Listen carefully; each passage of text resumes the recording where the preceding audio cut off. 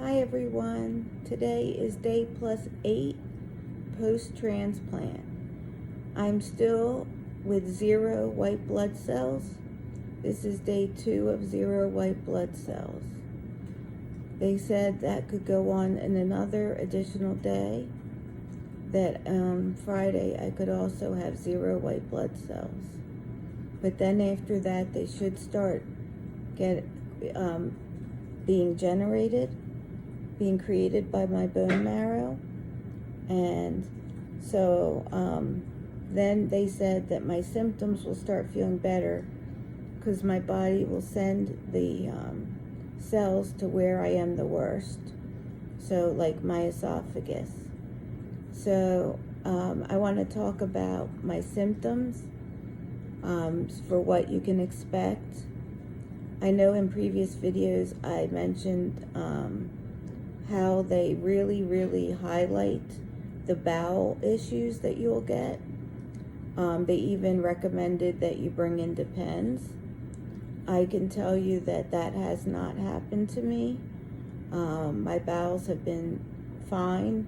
At first I was constipated from the Zofran that they give you for nausea.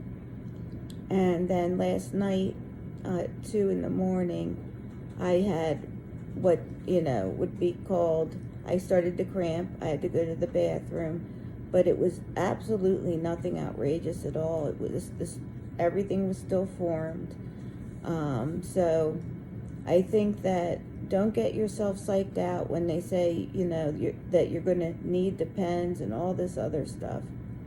Maybe it's happened to a couple of patients and they're just saying that because it makes the cleanup a lot easier or something. Or maybe I'm rare and it happens to more patients. I don't know, but just try not to get yourself psyched out over all the list of side effects, because you're not going to get them all.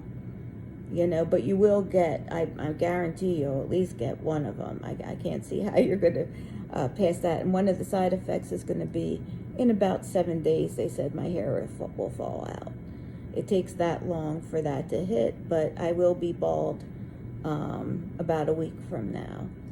And that hits everybody. So my main issues now are with my esophagus. You can tell my voice is rough. I can't swallow anything at all. I can let things dissolve in my mouth, and as long as it's not too much to swallow, it's good. When I have to swallow, I get pain. It shoots into my right ear. It's very painful. They're covering me with antibiotics and everything just to make sure nothing's going on. But they say a lot of people go through this where the esophagus gets very rough, and that they're not able to eat or drink.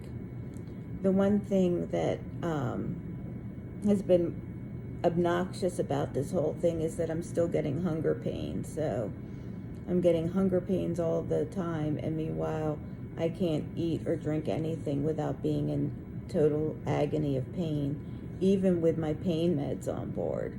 So yeah, that's probably the worst thing I'm going through.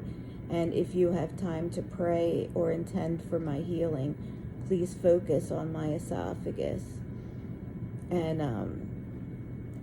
my esophagus and all around that area, I would really appreciate that.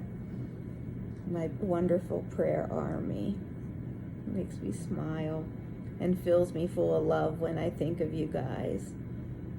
So that's most of the health updates for today.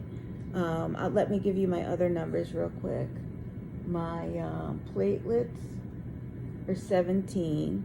If they go below 10, they'll infuse me. My hemoglobin is 8.5. If it goes below 7, they'll infuse me.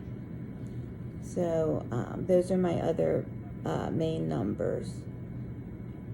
So now to move on from the health stuff to something about patient advocacy that I wanted to talk about. So today, the nurse's assistant that came into my room came in twice without her mask up, completely down on her chin. and Mark asked her to please put her mask up. And then I'm back. Our lunch was just delivered. My lunch is lemon water ice and vanilla ice cream. I'll see if I can get any of that down today. But yeah, then the hunger pains will kick in. But I was in the middle of talking about the nurse's aide situation. So Mark and I decided to talk to our nurse about it.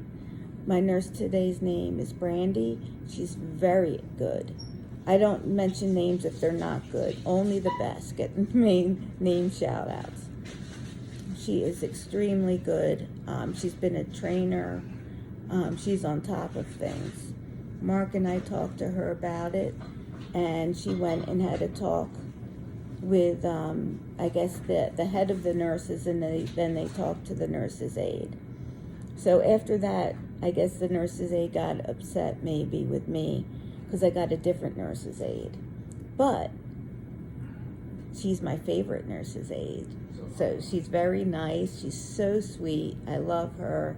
So no worries. I feel badly that if the other nurse's aide felt badly, but I can't take the chance. If I have no white blood cells, and if she even has like the mildest cold that she's not feeling symptoms from, that could take me out. So that was really important that we advocated that. And please speak up, because she was obviously doing that in other patients' rooms. You know, if she thinks she needs to pull away her mask to be heard, which is what she was doing, then that was something that she would be doing in anyone's room. So it's sort of scary that we're the first ones that spoke up about it.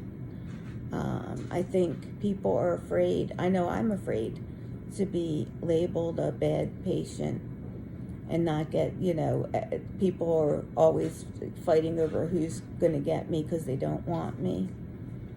But on the other hand, this is your life, and who the cares what the heck they think, And this all turned out for the best. And keep remembering, advocate for yourself. Advocate.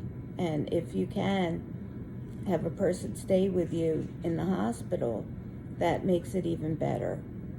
That way they can be there too, they can see things and advocate for you as well. The last thing I wanted to cover today is gratitude. When you go through situations like this, you get all new type of things to be grateful for. So, as soon as I can swallow,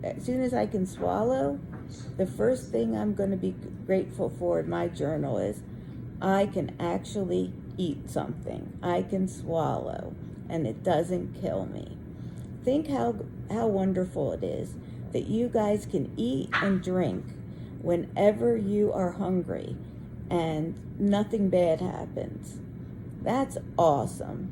And I love that that's for you. And even though that's a silly little thing that you wouldn't think of, it's huge. Now that I can't do it, it's huge. So just gave me some perspective of how to think about new things to be grateful for when your gratitude journal starts getting a little thin, if you know what I mean. Anyway, I better go.